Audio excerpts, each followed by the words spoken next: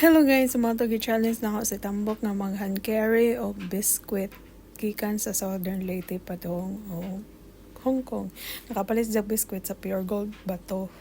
And then kinahanglan na ako'y update nga ning sakay kag barko nga wala nimo isod or bago gitaguan. So mao ni na kay kinahanglan ni send nga video nga nagbitbit kag biscuit sa sa barko.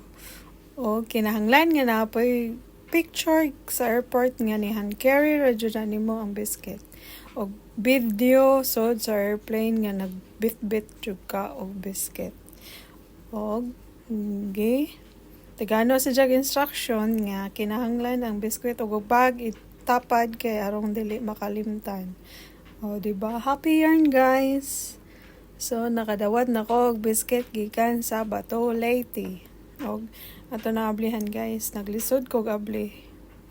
As in, lisod jud. Murag di ipakaon. Pagka ugma na gunas buntag na ko nablihan. Kinahanglan na akong ablihan guys, kay mang-share ta sa atong mga silingan. O, diba nga na dyan tagi kag Manila. Mang-share tag biskwit sa atong mga silingan.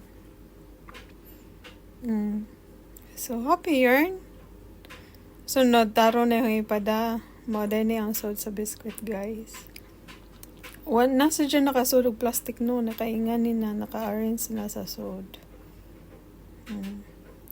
Thank you book for bringing this biscuit. Sana all nakaabot og Hong Kong.